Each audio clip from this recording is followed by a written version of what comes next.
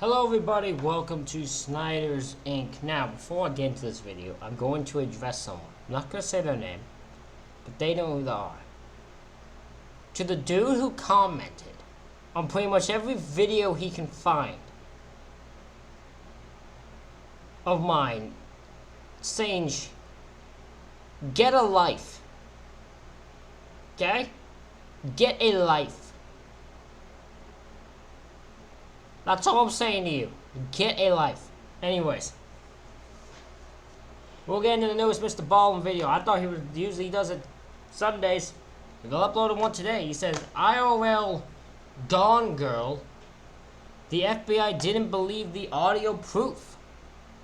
We won't get right into this. Ladies and gentlemen, hit the like button, hit subscribe button, comment your thing down below. Let's go. 2 p.m. on March 23, 2015, a 911 call came in to the Vallejo, California Police Department from this man who sounded totally drunk or high on a drug or something, claiming that his girlfriend was missing and she had been kidnapped, but his story just didn't make any sense. When the officers got to this man's house, immediately they see this guy when he opens the door and he looks deranged and his house looks totally off and has this weird smell that's almost like a chemical smell. And then when they asked him, to give them some information, what's going on here? Where's your girlfriend? He would launch into this bizarre story about men wearing wetsuits with lasers on their hands. And so police are like, what is this? But the police would follow up and actually launch an investigation because this guy's girlfriend really was missing, and they would uncover a story that was even more bizarre and more weird than the 911 caller's story had been. But before we get into that story, if you're a fan of the strange, dark, and mysterious delivered in story format, then you've come to the right place because that's all we do, and we upload once a week. So if that's of interest to you, the next time the like button is out of town, go into their house and completely demolish their master bathroom and replace it with a used summertime music festival porta potty. Also, please subscribe to our channel and turn on all notifications so you don't miss any of our weekly uploads. Okay, let's get into today's story. I got one other thing I need to grab about when it comes to comments. I know, I really should ignore them, but just one other one I looked to me. I've come to the conclusion I can't please you, everyone, right? So, for people for people claiming that I don't talk enough, that I don't give much insight, also, would you mind letting the people know that I pause too much, what your issue is? Because you both collide with each other. I can't barely pause it, yet also talk a lot. They don't work. One's gotta outdo the other. Y'all need to figure your shit out.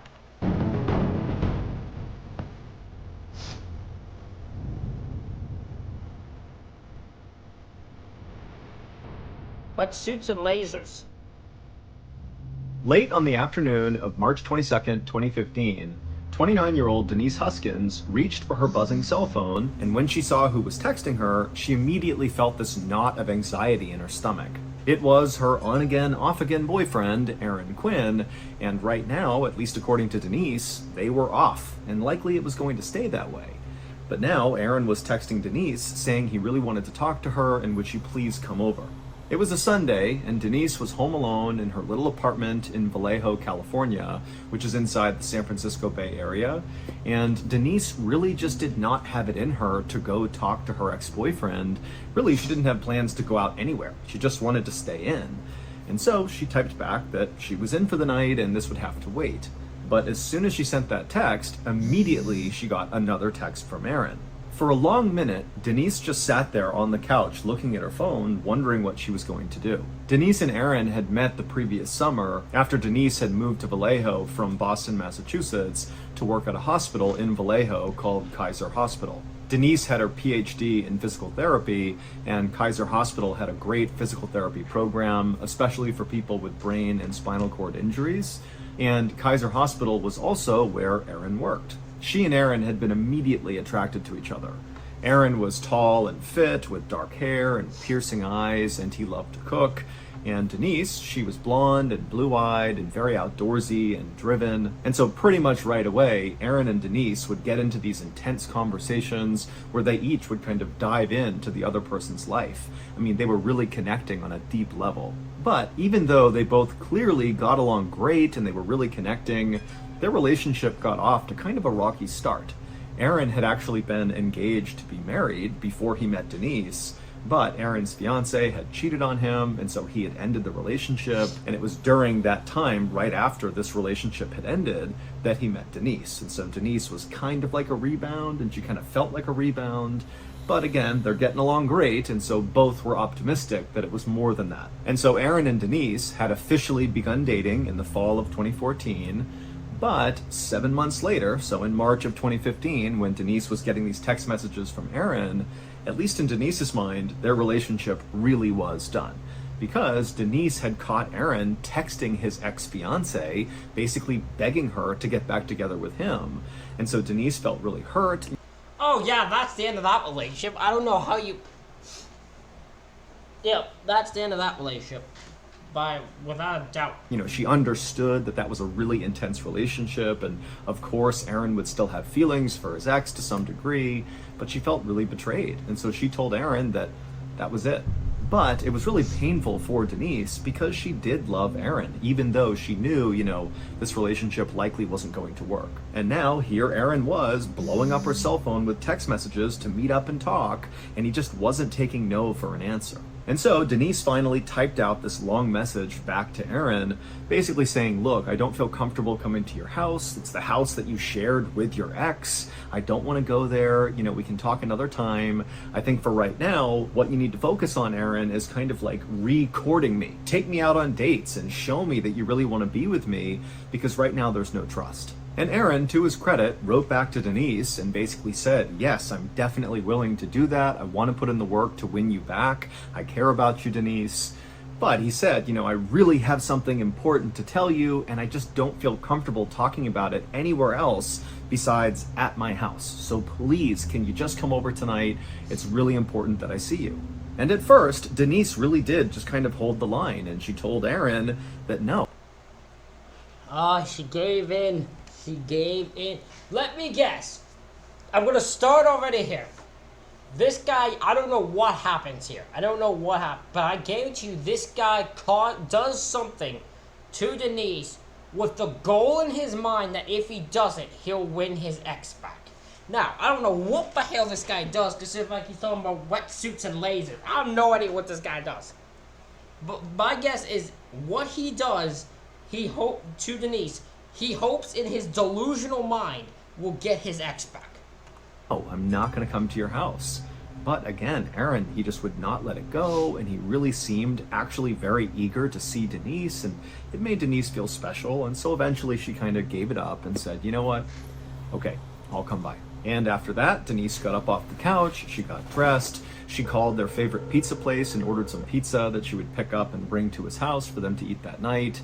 And then she headed out to her car and pulled out of her driveway.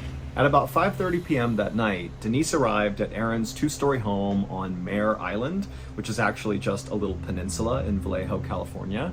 And Denise, she grabbed the pizzas off the passenger seat. She grabbed her overnight bag because she was optimistic that, you know, they're about to have a great talk and maybe rekindle and maybe she'll stay the night. And so with her things and her pizza, she walked up to the front door and knocked. The next day was a Monday, and Aaron and Denise were both scheduled to work at the hospital that day. But at around 7 a.m. that morning, Aaron called into the hospital sick and said he couldn't come in, and Denise sent a text message to her boss saying that a family emergency had just come up and she would not be at work all week. When Denise's boss got this text message, immediately he was like, this doesn't make any sense. First of all, Denise never missed work, so this was totally anomalous. And he also knew that Denise was applying for this very prestigious orthopedic fellowship that she needed to submit the paperwork for by Friday, and he knew she had a lot of work to do on this paperwork that basically required her to be at work that week to get it all done. And so if she was missing the week, then it looked like she would not be applying for this fellowship. And that just seemed totally unusual because Denise was really serious about this fellowship. And so Denise's boss wrote back to her and just said, you know, I understand you have an emergency, you know, we're here if you need us, you know, take whatever time you need. And then a few hours later, her boss checked his phone again, and he saw that she had not written him back.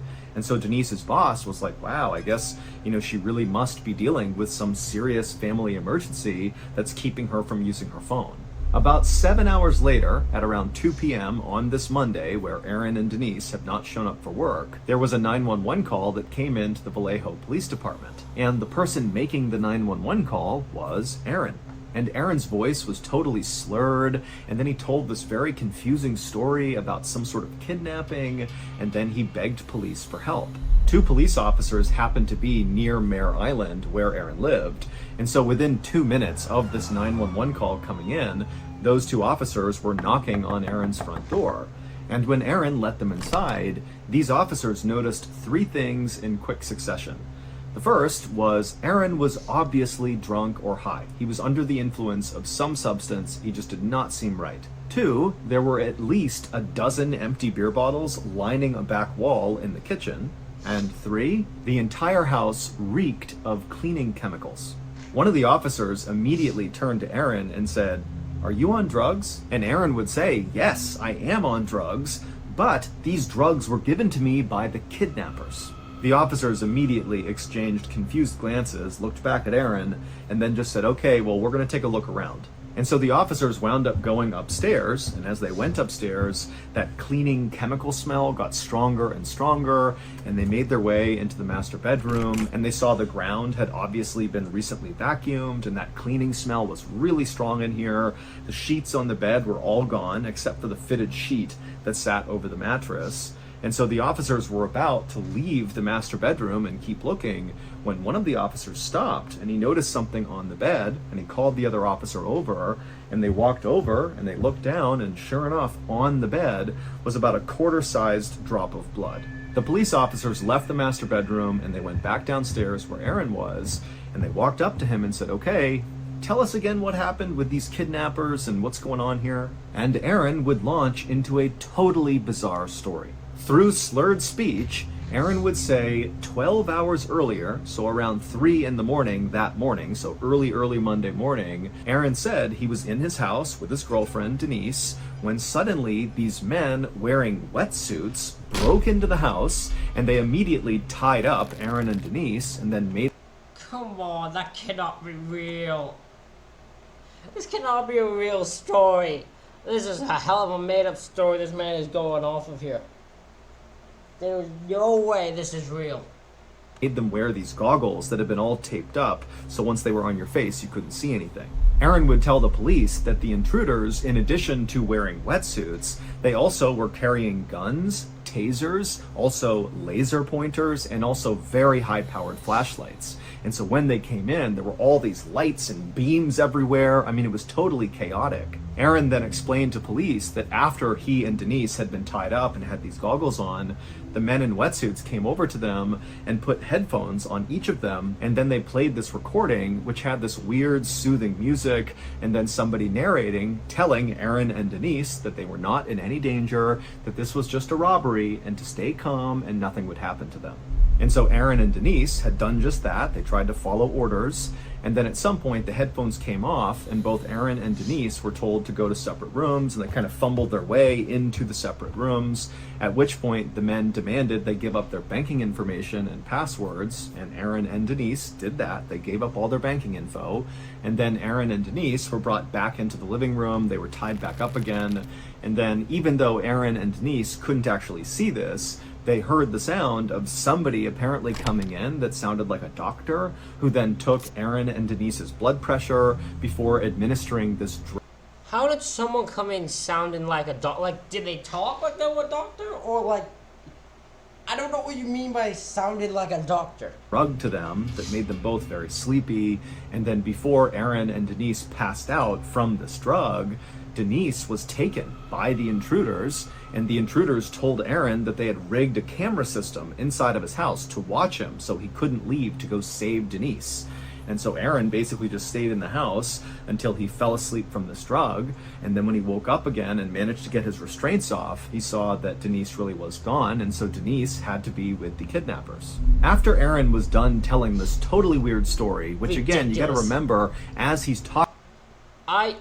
It sounds ridiculous. This story is absolute insane. There was no way this is real. No fucking way. He sounds totally drunk. And so they kept having to ask him to say again what he was saying. And, Aaron's just kind of loopy. And so the whole thing is just so weird. And so when Aaron was finally done telling the story, the two officers just stared at him in silence. And then the officers looked at each other, and without even saying anything, they both were thinking the same thing. Probably this guy has killed his girlfriend, Denise, and after he killed her, he must have spent time cleaning the house, which is why they smelled all the cleaning chemicals. And then maybe when he was done, he felt bad about what he had done. And so he began drinking beers to kind of cope with what he had done. And that's why all those empty bottles were there. And that's why he was acting so drunk right now. And then at some point he had worked up the courage to call 911 and pretend that he didn't know where his girlfriend was and make up this whole alibi about these weird kidnappers that came in and did this stuff. But obviously it was just a ruse. This guy killed his girlfriend. That's what happened. And so finally, one of these officers spoke to Aaron and they said, "You're going to need to come to the station with us and explain yourself."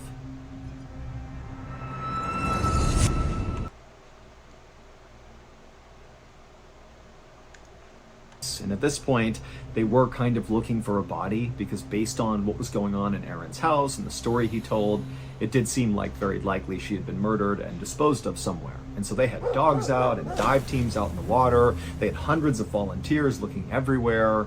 And at the same time, Aaron was brought to the police station and they began going over every single detail of his story, trying to get more information about these kidnappers, because as much as they didn't believe him, they did need to officially rule out that there was no kidnapping. And so they needed all the information about these kidnappers, who they were, what they looked like, what they sounded like, everything. And at the same time, police were talking to Aaron. Police also brought in Denise's roommate, and they asked the roommate, "Do you know anything about Denise's relationship with Aaron?"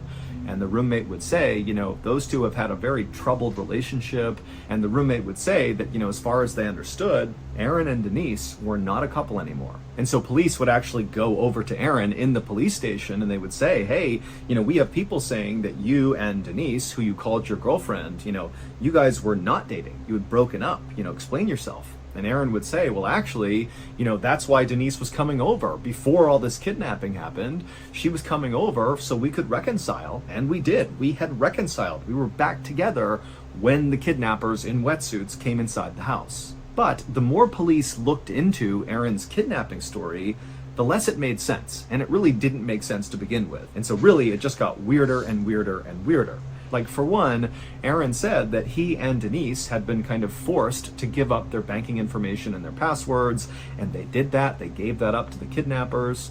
But when police looked into Aaron and Denise's banking records, there was no money withdrawn. The only activity on either of those accounts was on Aaron's account. 2 hours before Aaron called 911, he called his credit card holder and attempted to get them to give him a large cash advance so he could buy a boat.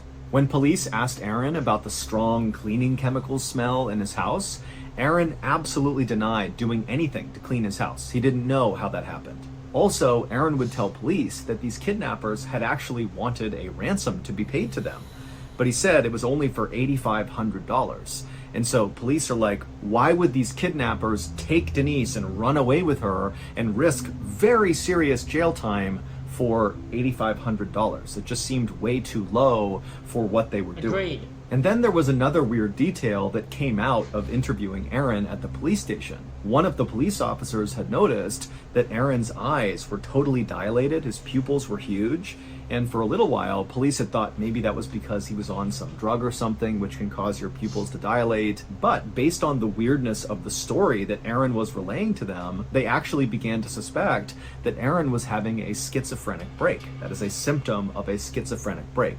Schizophrenia is a very serious mental illness that often begins to appear in young adults, and Aaron was only 30 years old, so he's at the right age for this to happen. And while schizophrenia does not make people violent, it does make people very paranoid, and it also can cause hallucinations and mental disturbances. And so when police were looking at the details of Aaron's story about men in wetsuits breaking into his house and taking his blood pressure before stealing his girlfriend, but also cleaning his house at some point, that just seemed so weird and kind of crazy that it did seem to kind of line up with schizophrenia.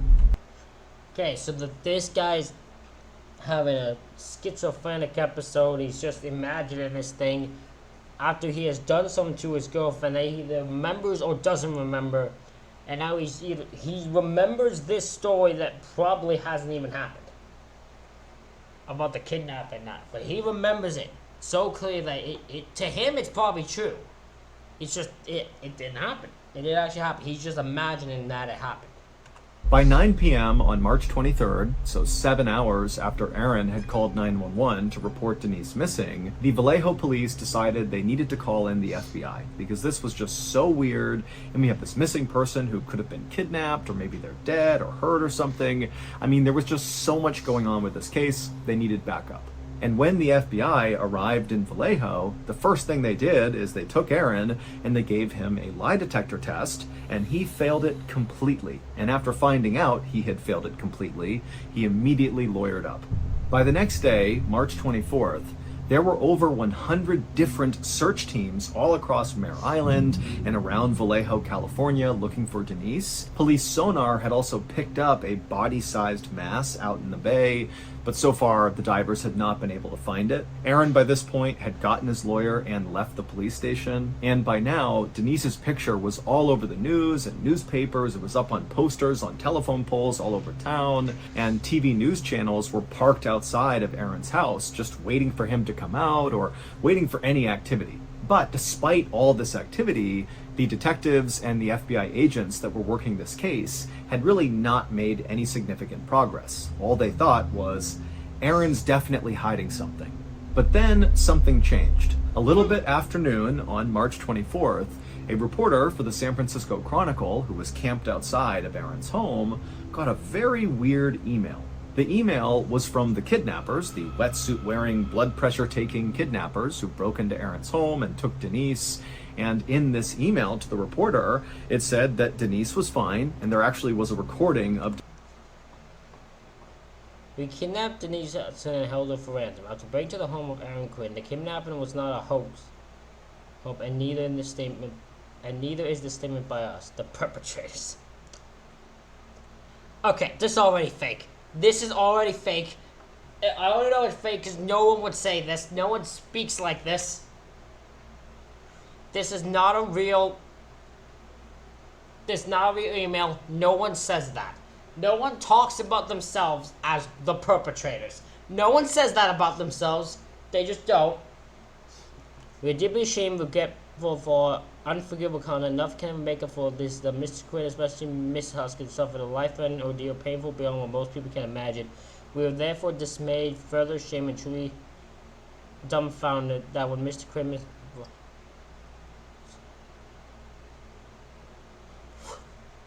Denise's voice reading that day's news, which confirmed that she was alive at least as recently as that morning. But there were two very suspicious things about this email. The first one was the recording of Denise's voice, the proof of life recording. Well, she did not sound in any way stressed. She sounded utterly calm, like she was reading the news like it was completely no big deal. Earlier today there was a plane crash in the Alps.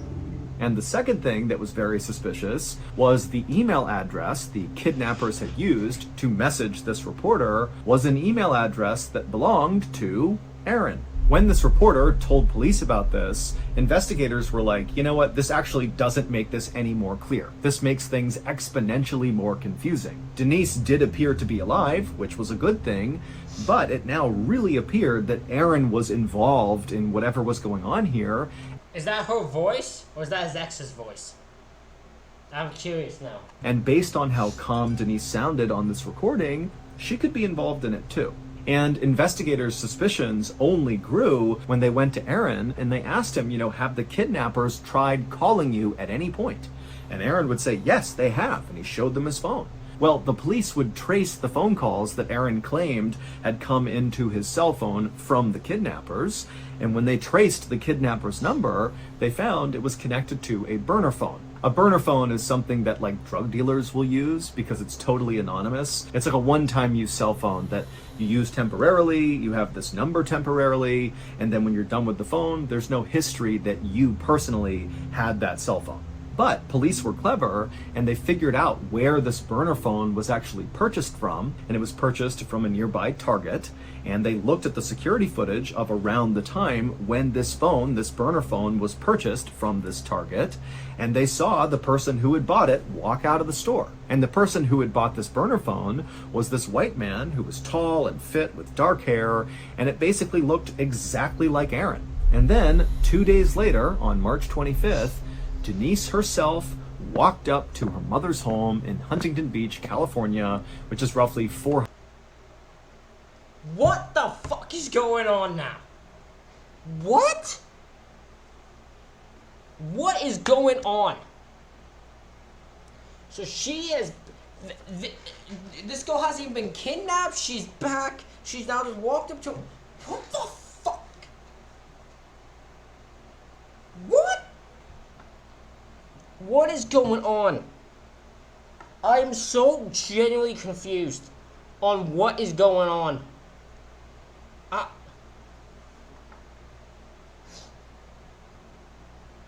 So they faked her kidnapping? For what reason? What do they hope to get? I'm so confused. 400 miles south of Vallejo, California, where she went missing. And so Denise's mother was not home when Denise showed up on her doorstep, and so Denise wound up going to the next door neighbor and using their phone to call her father. And Denise's story that she would tell her dad was even more bizarre than Aaron's story.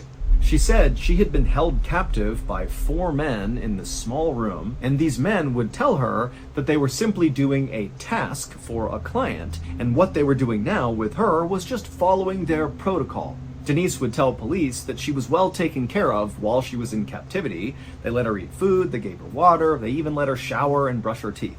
Denise initially was very open to speaking to Vallejo police detectives about what happened to her, but when they said the FBI really wanted to talk to her and they would literally send a jet to her in Huntington Beach and fly her back to Vallejo, she refused. And then, like Aaron, she immediately lawyered up and stopped talking. And so by this point, all the investigators are like, there's no way these two actually got kidnapped. This whole thing is some weird, elaborate hoax, and now they know they've been caught, and so they're going quiet.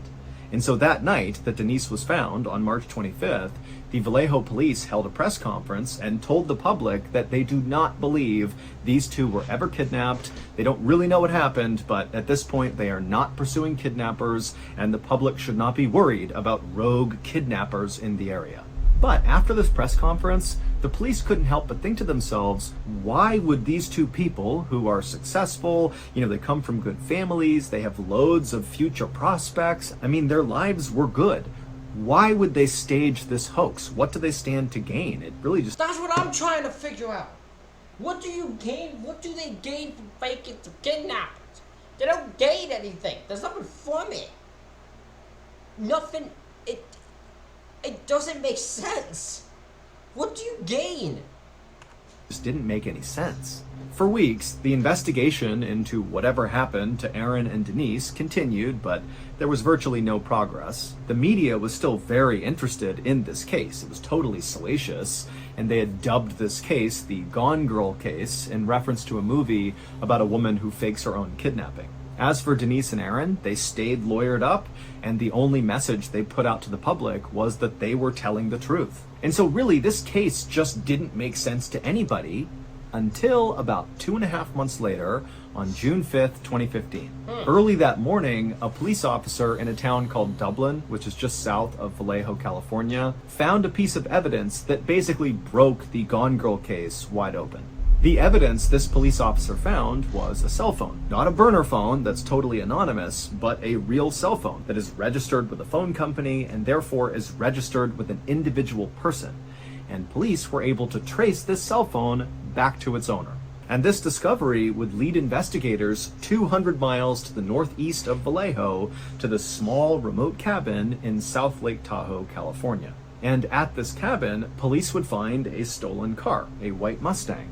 and the white Mustang actually belonged to someone who lived in Vallejo. And so, with their guns drawn and their dogs at the ready to be released, the police and the FBI, they opened up the door to this cabin, and inside was a tall, fit, and slender white man with dark hair.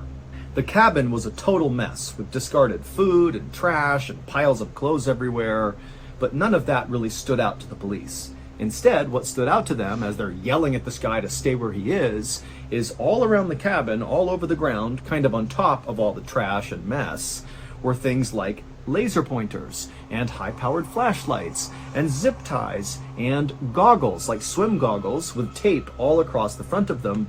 There was no way what he said was there. There was no way this is true. This is actually true? What? This is ridiculous. This couldn't be true.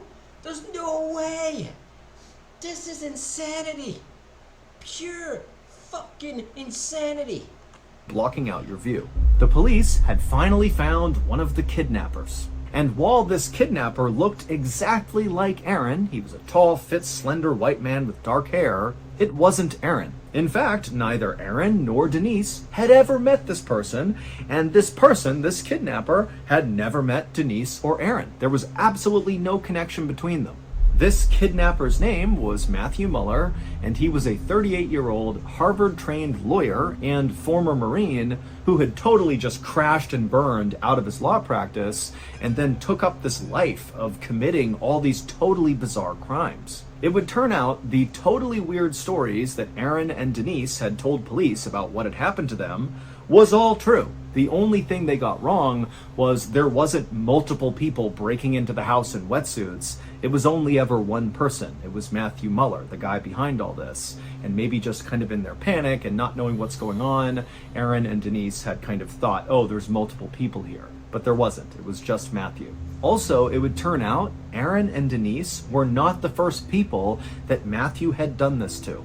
The reason that police officer in Dublin, California had found that cell phone, which broke the case wide open and led police to this cabin in South Lake Tahoe, was because on the night that officer found the cell phone, so June 5th, Matthew Muller had attacked another couple in the middle of the night in their home. But that couple had been able to fight Matthew Muller off, and Matthew had dropped his cell phone in their home before he fled. And so when this couple had reported this to police, that was how they got that cell phone.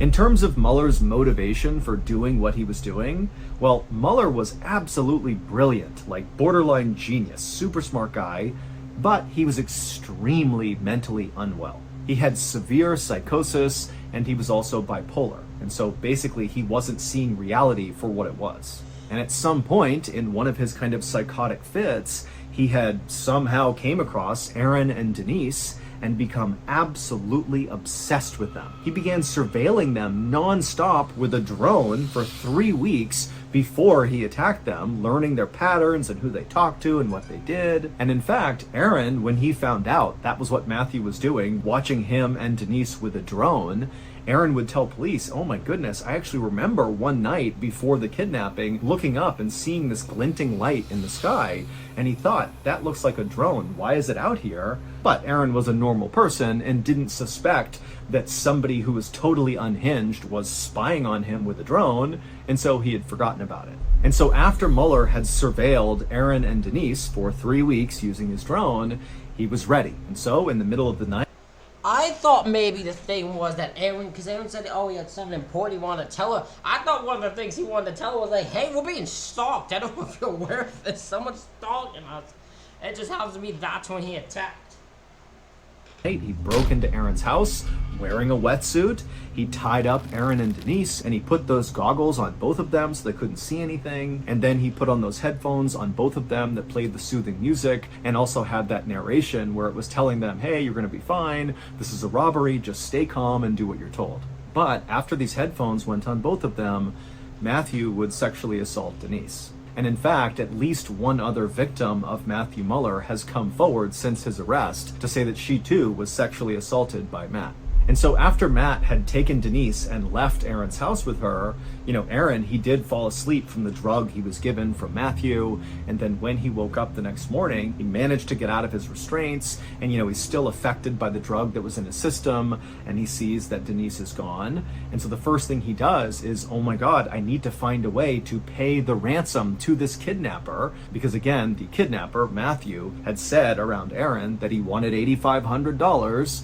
And so Aaron thought he could get that money. And so he called his credit card company and asked for that cash advance for $8,500 to pay this ransom. But when they asked Aaron why he needed this money, he didn't want to give up that it was for a ransom because he didn't want the kidnapper to know that he had talked to authorities. He was worried about Denise. And so kind of in a panic, Aaron just told the credit card company that he was buying a boat, but really it was for the ransom.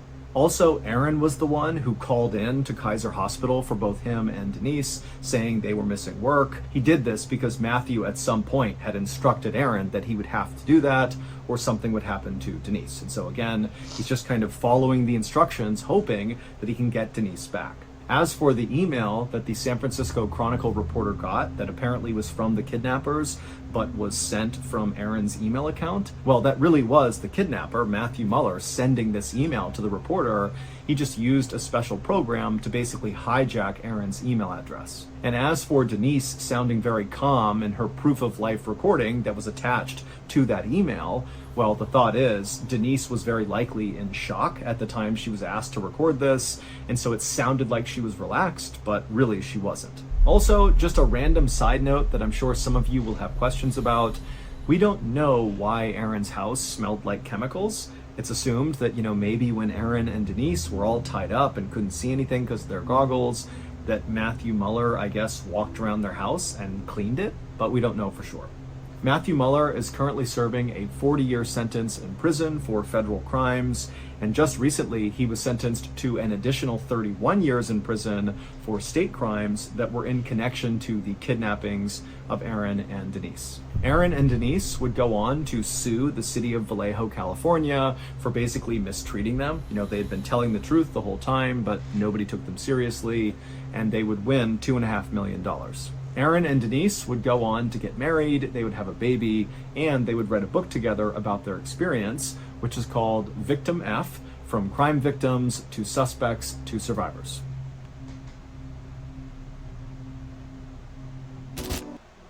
That is an insane story. That is an insane story with a twist you would not expect, which is that the victims were actually telling the truth. Because the story sounds so insane, you would not believe for a second they were telling the truth, but they were. It's amazing. Ladies and gentlemen, let me know what you thought of this insane story in the comments below. Hit the like button, hit the subscribe button. Thank you all for watching. I'll see you all for the next one.